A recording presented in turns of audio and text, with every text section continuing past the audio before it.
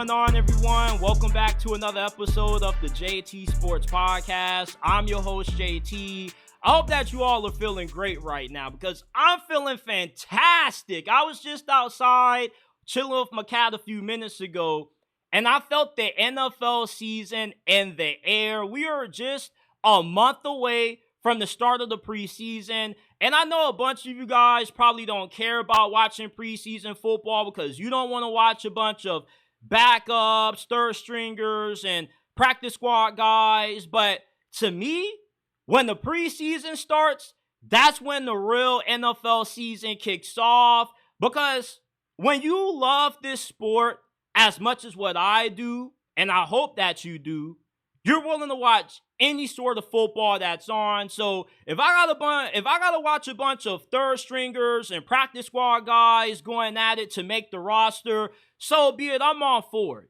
because I just want to watch some football, and the preseason is the closest that we get to NFL action until the regular season kicks off. And as a Steelers fan, I'm gonna keep it a bean with y'all. My expectations for this season are incredibly low.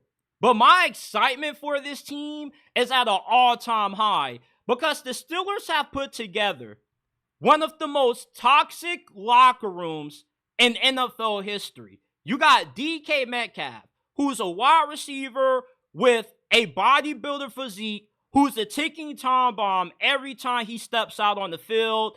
He can either explode for a huge game, or he could be exploding, getting into it with the other team or the refs. Then you got Jalen Ramsey, who's one of the greatest cornerbacks of this generation. He's a future Hall of Famer.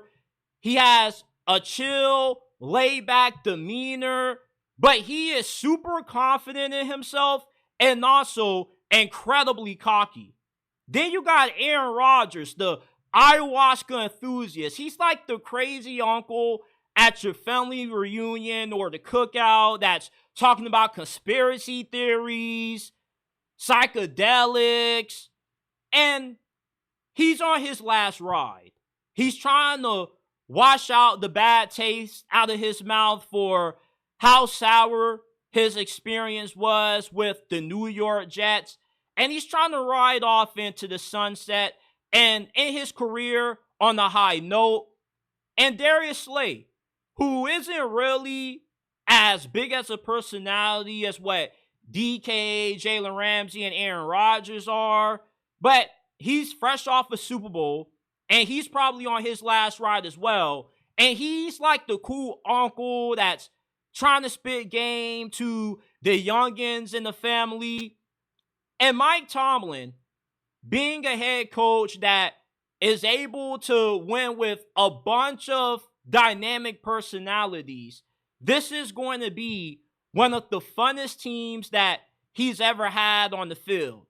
And if there ever was a team that had what it took to end the Steelers' damn near a decade-long drought without a playoff win, it's the one that they're bringing into this season, because although you do have guys who can be incredibly toxic at times, it's more so because they are passionate about the game. They play this game with their heart on their sleeves, and that's what the Steelers need on the field this year. They need guys that are going to play with a lot of emotion.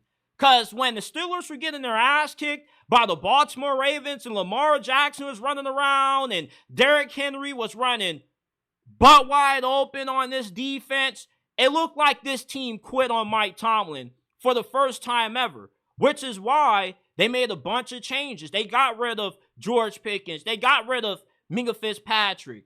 Mike Tomlin always loves to say the definition of insanity is to continue to do the same thing and get the same results. Well, they're switching things up. Mike Tomlin says, you know what? If I'm going to have a bunch of big personalities, I might as well just go all in and have a whole locker room full of them. Because if I got a bunch of passionate and emotional guys, these are going to be players that aren't going to lay down no matter how big of a deficit they may be. These are going to be guys that are going to be willing to put their bodies on the line and do whatever it takes to win. And this is the kind of locker room dynamic that you see teams have that win championships. You don't always have teams that are full of guys that are low profile, you know, like even kill. You normally have a wide-ranging amount of different personalities. But the best coaches can find a way to get them on the same page and can find ways to get them to mesh together to have success. And that's why I feel this Steelers team has what it takes to finally win a playoff game. And maybe, possibly, make it to the Super Bowl. We've seen a bunch of teams win Super Bowls that nobody thought had a chance before the season, or at least make it to the Super Bowl. Remember a while back when the Bengals, of all teams, had a Super Bowl run? The Steelers could have the same success this season that we saw Cincinnati have in years past. They have a mostly young offense. Outside of Aaron Rodgers and DK Metcalf, this is a very young unit. You got a young offensive line. You got a young running back in Caleb Johnson, who's going to be a monster. Then you got an extremely experienced defense. You got a stout defensive line, arguably the best in the league. Then you have a top 5 secondary. The Broncos, the Texans, and the Ravens secondary gets all the talk for being the best in the NFL entering this season. But what about the Steelers? They're in that conversation as well. You got Jalen Ramsey, Joey Porter Jr., Darius Slay, Deshaun Elliott coming off a breakout season. This is just as good as what the other top secondaries in the league have. So the Steelers this season, I'm expecting for them to at least make it to the playoffs and win a playoff game. And I wouldn't be shocked if we saw this team go a lot further than that. But I also wouldn't be shocked if we've seen this team do the same thing they've done for over a decade when they've got to the playoffs. Win 9-10 games, then drop dead in the wild card round and get a first-class ticket home to Cancun. This season could go one or two ways. I'm hoping that Aaron Rodgers can at least look 80% like the quarterback that he was when he was with the Packers, which is definitely plausible, because when you are a Hall of Fame level player, you regress at a slower rate than the average player at your position. And although he's 40 years old, we've seen Tom Brady play really well into his mid-40s, and Aaron Rodgers ain't Tom Brady, but he's not too far off. Same thing with Jalen Ramsey and Darius Slay. These are guys that are Hall of Fame, borderline Hall of Fame level players that shouldn't look too far off from what they've looked like these past couple of years. I don't see a huge drop-off from either Darius Slay or Jalen Ramsey. I think that both of these guys have at least one more season left of elite football in them. So this is a Steelers team that just has so many interesting personalities. And I think that this makes for what could be a really good team this year. Better than what many people expect. Last season, the Chiefs made it to the Super Bowl for the 3rd consecutive year in a row with dark magic. Nobody wants to admit it, but the Chiefs were winning games that they had no business winning. They beat the Baltimore Ravens in Week 1 by a literal shoe size. Then they had a pass interference penalty that bailed them out on 4th and 16 that led to a 51-yard game-winning field goal over the Bengals. Then, when they got into their division play, going up against the Broncos, the Chargers, and the Raiders, they beat all 3 of those teams in games that were decided by only 2 points. You had a blocked field goal to win the game against the Broncos. You had a botched snap on that Black Friday game to beat the Raiders. Then you hit a bank shot game-winning field goal to beat the Chargers near the end of last regular season. The way that the Chiefs won was just so unconventional that you can only say it's a testament to the black magic that Patrick Mahomes and Andy Reid have. When you are a well-coached team and you have one of the greatest quarterbacks ever, you just find ways to get wins out of the ass. But this season, though, the Chiefs' dark magic is not going to work on the AFC West anymore.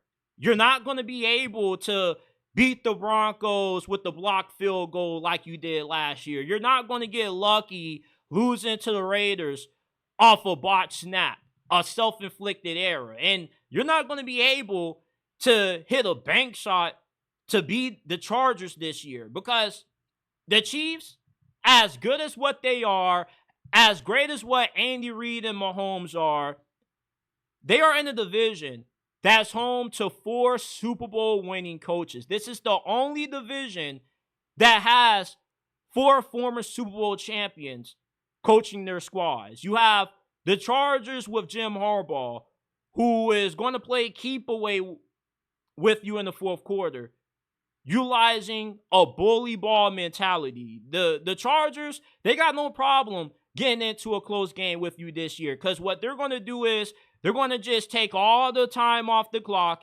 and they're not going to give Mahomes any time to use any of that black magic. Then you got the Broncos and Sean Payton. They have an elite defense. They got arguably the best secondary in the NFL with a very good pass rush. Bo Nix is going into his second season where we could possibly see him be an MVP candidate. And if Bo Nix ends up taking a giant step in year 2, he could be good enough to win MVP. And if he's that good, if you have the game on the line with the ball in his hands against Patrick Mahomes and the Chiefs, he could win it. And the Raiders and Pete Carroll are going to be a scrappy team. They aren't the most talented. They look like the worst team in this division on paper, but they're going to have their own black magic. Pete Carroll knows how to win close games. You don't want to get into a close game with Pete Carroll because he just might find a way to win it. And this division now has immunity from the Chiefs' black magic that they were winning games with last year. Every team in the AFC West this offseason got 5 times better than what they were in years past. This is not the same division that the Chiefs have dominated for nearly a decade. And I expect for either the Broncos or the Chargers to win the AFC West title. Now, if the Chiefs win it again, then they don't got black magic no more. They're using voodoo. They're using something, because it's just unfathomable to see Kansas City winning this division for a decade straight with how much talent is in this division now and how many great coaches are in this division. Every coach that's in the AFC West is going to be in the Hall of Fame eventually. So if Kansas City can still dominate this division, then, hey, I give my hats off to them. But I don't see that happening. The competition has just scaled up so much that Kansas City has to lose this division eventually. And this is the year that I think that it happens. I'm picking the Chargers to win the AFC West this year, but I wouldn't be shocked if the Raiders or the Broncos win this division as well. You know, the thing that's so great about football is that it's the ultimate team sport until the Ravens lose in the playoffs. Then all of a sudden, it's Lamar versus 11. Lamar, I guess he was the one who dropped that 2-point conversion against the Buffalo Bills to send that game to overtime. He was the guy who fumbled on the 1-yard line in the AFC Championship game against Kansas City 2 years ago. Lamar was the guy who, in that AFC Championship game, only gave the running backs a total of 9 carries in that game. I guess Lamar's out there playing run, catch, and pass when the Ravens lose in the playoffs, because he gets blamed for all of the Ravens' shortcomings in the postseason. When the Ravens' poor execution is the reason why Lamar has been unable to break through and win the Super Bowl. You see, the Ravens beating the Ravens are the reason why Lamar Jackson is wrongly labeled as a choker. Poor ball security and poor situational football always cost the Ravens in the playoffs. It's always as if it's Lamar Jackson versus his own team once the Ravens get into the playoffs. That's what it seems to be. It seems like the Ravens sometimes just do whatever they can for Lamar Jackson to lose and to continue to be labeled a choker. I never once hear anybody in the national media criticize John Harbaugh. He never gets any heat for the Ravens coming up small in the playoffs. Mark Andrews, his drop pass seems to be ignored by everybody. We just want to put all the blame on Lamar Jackson when he wasn't the guy who dropped that 2-point conversion. Lamar gets disrespected because the Ravens never show up when it matters the most. And yes, the quarterback is a position that gets all the glory when the team wins and all the blame when the team loses. But when it comes to Lamar Jackson, he just never gets fair criticism. It's always all on him why the Ravens lose, and it's never on the rest of the team. As if it's just Lamar Jackson versus everybody else when he's in the playoffs, when it's 11 on 11. Everybody has to do their job to win. As great as what Lamar Jackson is, he needs the other pieces around him to do their job. He needs the coaches to not forget what got them to the postseason, which Todd Monken and John Harbaugh tend to do. And John Harbaugh should be on the hot seat this year. If the Ravens can't win it all with this team, he has to get fired. Because this is one of the most talented rosters that the NFL has seen in well over a decade. This year's Ravens team is on par with last year's Philadelphia Eagles squad. And the difference between why the Eagles and Jalen Hurts have won the Super Bowl, between Lamar and the Ravens being unable to win one, is that the Eagles don't beat themselves, unlike the Ravens continue to do in the playoffs. There is only one playoff game that Lamar truly played bad in, and that was when they lost to Kansas City 2 years ago in the AFC Championship. That wasn't his best performance, but he did still put the team in position to win. But you got Zay Flowers fumbling on the one. You got Todd Monken only giving the running backs 9 touches. You can't expect to win that way. The Ravens just outsmart themselves when they get into the postseason. And it allows for NFL fans to disrespect Lamar and put all of the Ravens' playoff losses all on him. He's a more talented Dak Prescott. Are you kidding me? How can you disrespect Lamar Jackson by comparing him to Dak Prescott when they're not even in the same universe? They're not even in the same galaxy. Lamar Jackson is a 2-time MVP and a 3-time first-team All-Pro. He is the most talented quarterback to ever grip a football. How dare you disrespect him by comparing him to Dak Prescott? Dak Prescott with more mobility. The Cowboys wish Dak Prescott was 20% of what Lamar Jackson is. Lamar has won in the playoffs. It's not as if Lamar is 0-8 in the playoffs. The dude has 3 playoff games. And yes, he hasn't played his best, but when the Ravens lose, it's not because Lamar lost. It's because the Ravens lost. And that's what we seem to leave out when we discuss Lamar Jackson. We never talk about the reasons other than him for why the Ravens lost. We don't criticize the coaches. We don't criticize the plays that were left off the field. We don't criticize the mistakes that other players like Mark Andrews and Zay Flowers have made in the past. It's just all Lamar Jackson's fault when the Ravens lose. There's just so much context that gets left out when Lamar Jackson gets discussed. And I just hate the amount of disrespect that he gets because the Ravens essentially are enabling it. Because when this team just continues to beat themselves and just tends to be a roadblock that Lamar has to overcome, how can you expect to win the Super Bowl that way? How can you expect any quarterback to have to win the Super Bowl that way when the team around Lamar just implodes on itself? Buccaneers fans are making excuses for a mid-head coach who is underachieving with a Super Bowl caliber roster. Todd Bowles winning the NFL's weakest division for the last 3 years is expected when this team has out-talented the 3 other ones in the NFC South. And last season, Kirk Cousins won him the division with how bad he played in the second half of 2024. The Buccaneers' success is defined by what they do in the playoffs, which Todd Bowles doesn't really win a lot when it comes to the postseason. He's 1-3 in the playoffs. His lone playoff win came against beating up on the carcass of a lifeless Eagles team that had no A.J. Brown and no Devontae Smith.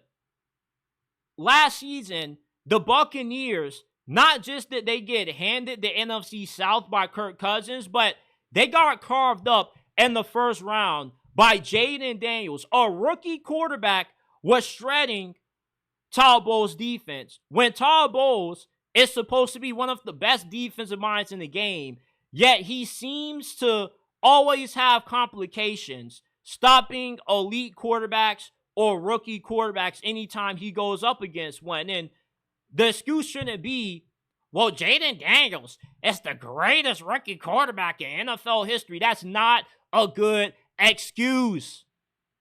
You have a defensive-minded coach. He should not be getting cooked by a first-year quarterback, regardless of how good he may be, especially when the Buccaneers had the better team going into that game. And not only does Todd Bowles' defense suck against rookie quarterbacks, but even against some of the best quarterbacks in the league. Jared Goff, Matthew Stafford, Lamar Jackson. Todd Bowles' defense never shows up against them. His poor clock management and his poor situational handling of close games is another issue that is holding back the Buccaneers from winning another Lombardi. Last season, the Buccaneers had the worst record in one-score games. They were 2-6. Why? Because they are a poorly coached team. You can make it to the playoffs and win a weak division with mid-coaching, but you can't win a Super Bowl with mid-coaching. Todd Bowles reminds me a lot of Bill O'Brien when he was with the Houston Texans and had prime J.J. Watt, Deshaun Watson, and DeAndre Hopkins. They were always winning that division because the Jags, the Titans, and the Colts were not good during the majority of Bill O'Brien's tenure with the Texans. But as soon as Houston got past the first round, they always got slaughtered in the divisional round because Bill O'Brien was a mid-coach. And just like Todd Bowles, the Buccaneers are cruising through a weak division because they just out-talent everybody. But once they get into January and they're going up against teams that have just as a good coach, if not better than what the Bucs have, plus they have a roster that is the equivalent to being as good as what Tampa Bay has, or they have a team that's slightly better, the Buccaneers never have a chance to win because Todd Bowles just isn't a good enough coach to win you meaningful games in the postseason when it matters the most, which is why Buccaneers fans are in denial about Todd Bowles. You want to celebrate a guy who has had one of the best teams in the NFC beating up on the weakest division in the NFL and then having nothing to show for it come playoff time outside of getting carved up by a rookie quarterback. That's my problem with Todd Bowles. I don't hate Todd Bowles. It's easy to say that you're hating on somebody when you're giving valid criticism. Todd Bowles isn't defined by regular season success. He's defined by what this team does in the playoffs, because that's what the expectations are for the Buccaneers. They are expected to be a team with the level of talent that they have that should be able to go the distance in January. Why is it that the Buccaneers just find ways to beat themselves anytime they get to the postseason? That's because they have a mid-head coach. When you have a fumble early in the fourth quarter like what you did against Washington, that's a sign that you're a poorly coached football team. When you are 2-6 and well-positioned games, it's a sign that you are a poorly coached football team. Todd Bowles is not a bad coach, but he's a mid-coach, and mid-coaches don't win championships. You got to be able to not just have a talented team to win the Super Bowl, but you got to be able to put guys in the right positions to win one, and you also have to be able to out-coach guys like Dan Campbell, Sean McVay, Andy Reid. You can't see Todd Bowles doing any of those things. Somebody tried to say, well, the players love Todd Bowles. Guys are brought into him. That's with any team that has relative success. You're never going to have a playoff team that has guys that don't like the coach, that aren't bought into the culture. You can have all those things, but still not win a Super Bowl, because all those things are a baseline requirement for being a functional team to begin with. So the small brownie points that Buccaneers fans try to give Todd Bowles to justify him getting this undeserving extension, it really rattles my brain. Because what is your goal? Do you care about beating up on the weak NFC South? Or do you care about maximizing a Super Bowl level roster and being able to win another Lombardi trophy? Let me know down in the comment section, Buccaneers fans, which one do you care about more? Are you okay with just winning the weakest division in the league and not doing anything in January? Or do you actually care about going the distance? Because if you do, you shouldn't continue to live in denial about Todd Bowles. The man has peaked. The Buccaneers are as good as what they're going to be under him. And like they did decades ago with Tony Dungy, when they fired them and they replaced them with John Gruden, they won the Super Bowl right away. If you fire Todd Bowles and you end up finding a better coach, you could be the next dynasty in the league with how well you draft, how good you are at finding good value in free agency. And you got Jason Licht, who is a top 5 general manager in the National Football League, who is allowing all of the good work that he's been doing in the offseason to go to waste because the Buccaneers decided that they want to continue to try to win and figure it out with the coach that's unable to figure it out during the biggest stretch of the season, the month of January. All you got to do is win 4 games and you are immortalized in NFL history. And Todd Bowles can't even win the wild card game against a rookie quarterback as a defensive-minded coach. That should tell you everything that you need to know about this dude. He's a defensive-minded coach, but in the biggest games against some of the game's best, this defense under him that's supposed to be great never shows up. And when you have a coach that specializes in one area of the football and that ends up being the side that struggles the most, that's a sign that you have an average and mid coach. Buccaneers fans got to wake up, because eventually you're going to see that you have a ceiling with Todd Bowles that has been reached, and you're not going to be able to go any further. The Colts are in a situation right now that nobody wants to be in. They have a roster that's talented enough to make it to the playoffs, but they have no quarterback that's good enough to get them there. And when you play in the AFC, where gods play quarterback, having bad quarterback play is not going to get you far. And Shane Steichen and Chris Ballard, they're going into this season with their jobs on the line, And they got to pick either Anthony Richardson or Daniel Jones to save them. Anthony Richardson, he was the 4th overall pick in the 2023 NFL draft. He had a lot of physical traits that made you believe that he could become the next Josh Allen or Cam Newton, 6'4", 244 pounds, running 4.4 with a RPG for an arm. But he can't complete a 5-yard slant to an open receiver, and he has the lowest completion percentage of any starting quarterback that has entered the league in the last decade.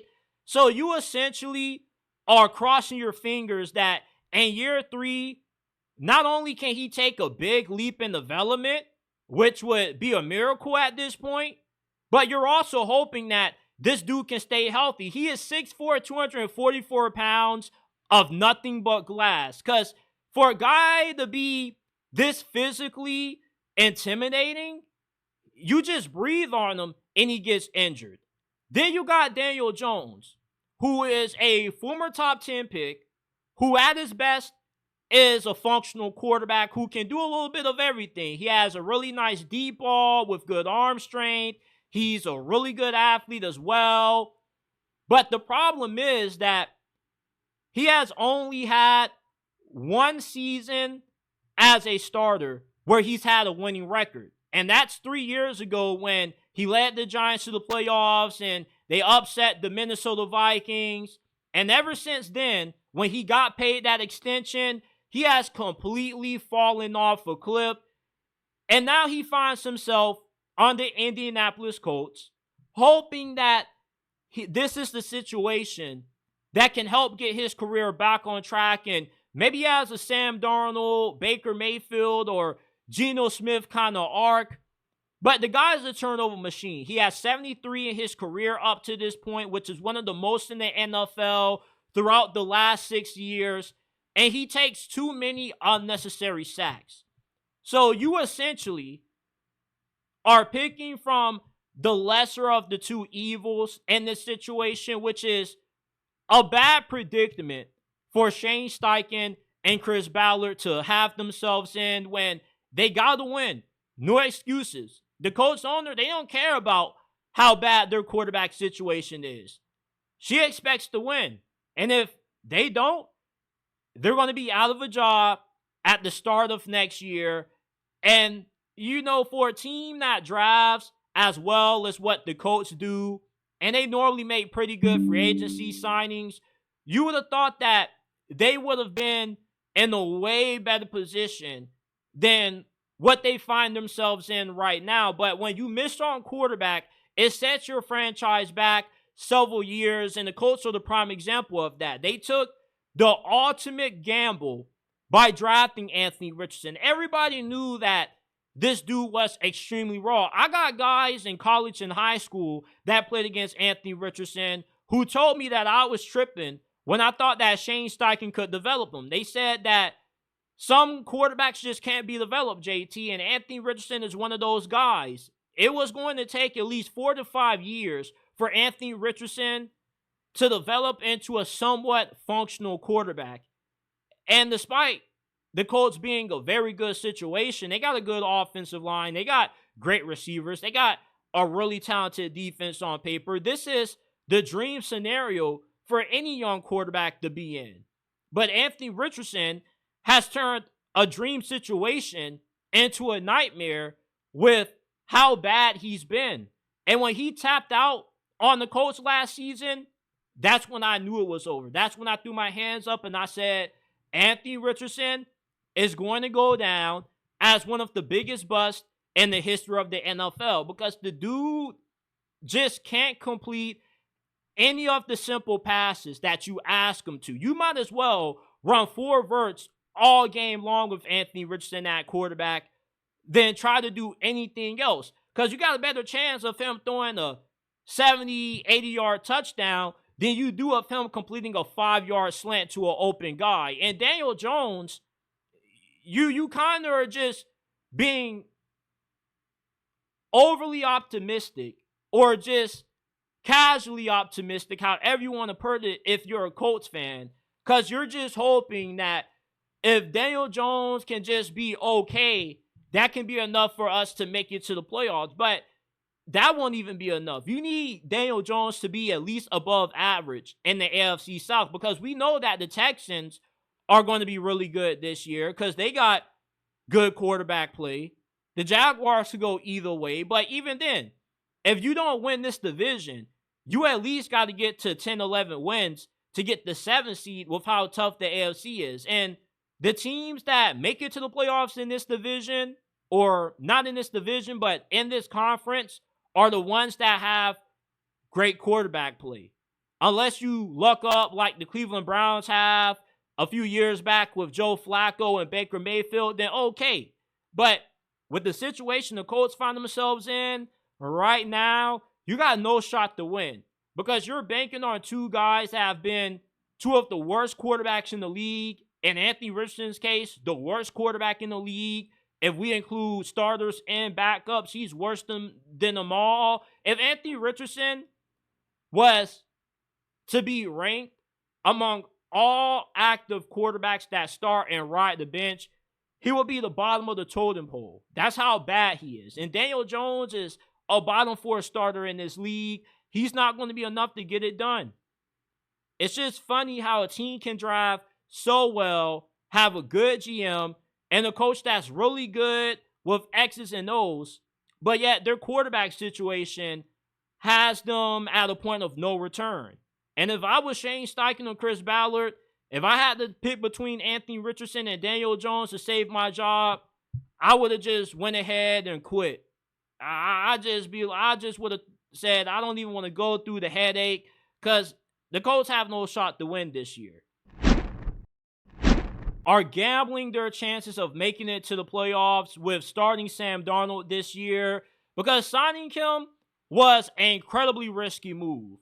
Last season, he played at an MVP level for the majority of it. He had 35 touchdowns, and he had the best season of his career, and then he crashed back down to earth.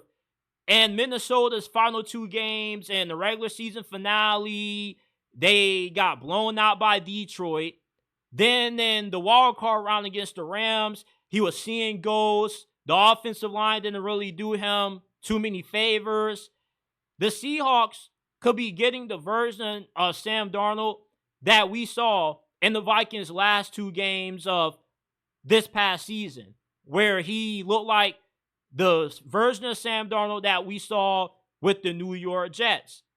And when you go from a proven, consistent quarterback and Geno Smith that you knew every week was going to give you top 15 level quarterback play, to Sam Darnold, where you're banking off a dude still being able to maintain the level of play, if not drop off too much from how well he played in Minnesota, it makes this signing a really risky one for Seattle. And how well Sam Darnold plays is going to make or break how good the Seahawks are going to be this year. The Seahawks make it to the playoffs this year, it's because Sam Darnold played well and he built off what he did in Minnesota. But if they struggle this year and they don't have a winning record and they're watching the playoffs in January from Cancun, it's because Sam Darnold completely imploded.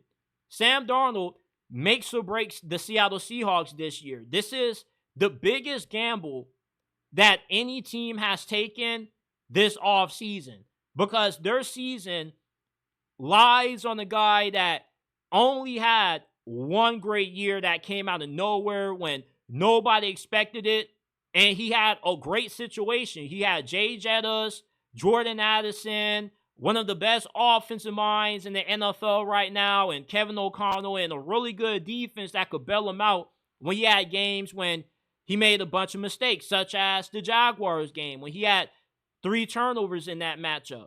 Seattle, they got a good defense, but they got a defensive-minded coach. So he is banking on the offensive coordinator that he hired to be able to continue to do what Sam Darnold thrived in with the Minnesota Vikings, and I think that's easier said than done. The Seahawks still have a questionable offensive line, and when Sam Darnold isn't protected, that's when he starts seeing Casper out there. And the run game for Seattle wasn't good last year at all. And Kenneth Walker, as good as what he isn't reliable as far as being able to stay healthy. So you don't know how many games of him that you're going to have this year. Then you got Cooper Kupp, which outside of JSN, if Cooper Kupp goes down with the injury, which there's a high possibility that happens because he has had injuries for 3 straight years in a row, then who else is going to step up for the Seahawks at wideout? Who else is Sam Darnold going to be throwing the ball to outside of JSN if you get another season full of injuries from Cooper Kupp? And even when Cooper Kupp is healthy, he's not the same receiver that he was 4 seasons ago when he was an all-pro. You see, Cooper Kupp is one of those players that's living off name. When you hear the name Cooper Kupp, you think elite receiver. But if you look at the production, which has greatly declined over the last 3 seasons, you will see that he no longer is what he used to be and why the Rams were willing to move on from him. And he wanted to do everything to stay in LA. And the Rams were just like, nah, bro, like, we're good off you. Even when you're on the field, you're no longer what you used to be. So the Seahawks right now made 2 very big gambles this year that could make or break their season, with Sam Darnold being the biggest one of the bunch. Even if Cooper Kupp misses time, I believe Torrey Horton could be a really good replacement for him. But Sam Darnold, if he doesn't work out, it's going to get really ugly for Seattle, and Mike McDonald's going to go into his 3rd season next year on a scorching hot seat. And defensive-minded coaches, when they get these risk at quarterback, it normally doesn't work out for him. Todd Bowles is the luckiest head coach in the league because he ended up hiring 2 offensive coordinators that end up getting snatched up for head coaching jobs. Mike McDonald already struck out with his first offensive coordinator hire. We don't know if he's going to be able to get this second one right with Clint Kubiak. So if Sam Darnold doesn't play well and he just completely implodes, the Seahawks are going to be incredibly screwed because the NFC West is going to be a dogfight this year. The 49ers are going to shake back. The Cardinals could be really feisty. And we already know how good the Rams are going to be. So this Sam Darnold signing, man, is a huge gamble for the Seattle Seahawks this year.